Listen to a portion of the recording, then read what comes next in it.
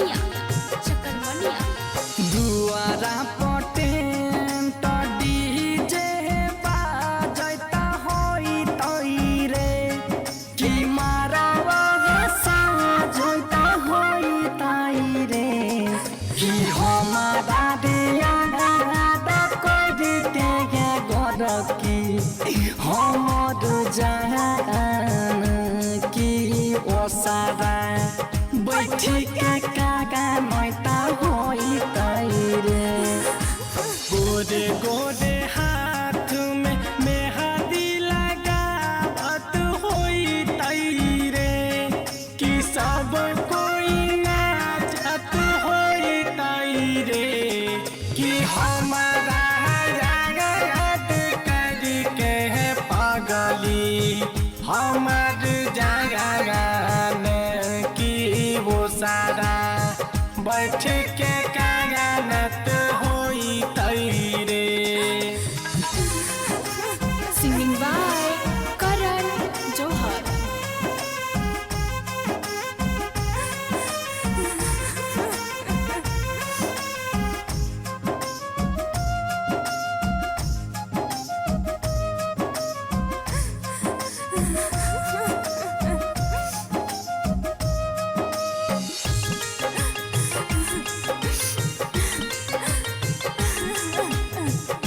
Recording studio चकरमनिया होई तई माटा कोरावा आहै खून घिढारी होई तई रे कि दुआरा बाराती आई तई रे कि हमारा दिया कोई के पगली हमर जान की ओसारा बैठी के कागा मैता होई तई रे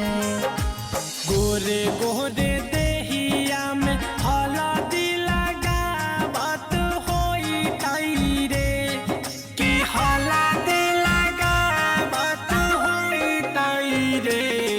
कि हमारा याद करके पागली हमर जागरण की वो सारा बैठ के कागनत होई तई रे।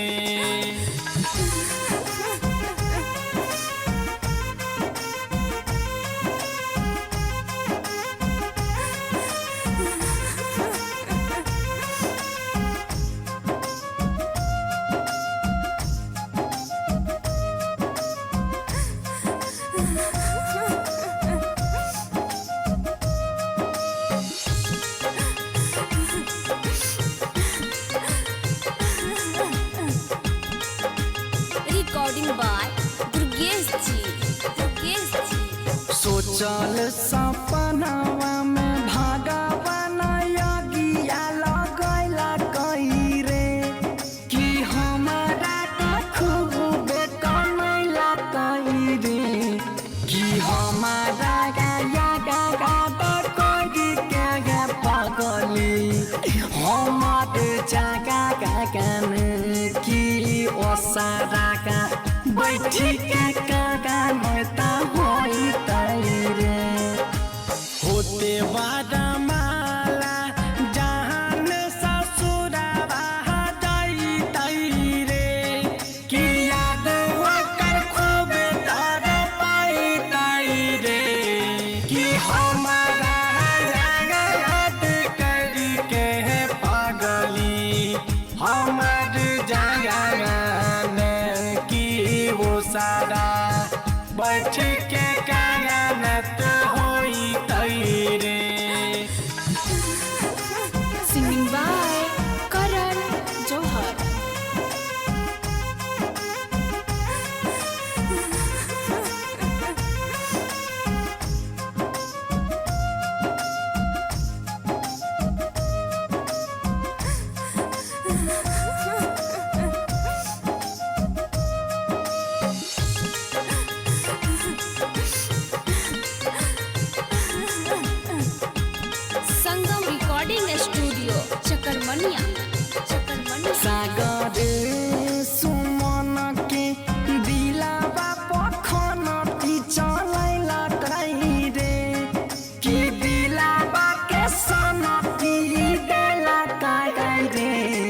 कि हमारा गाया गागा दे कोई के पागली हमारे जगह गागन की ओ सारा का बैठी के कागा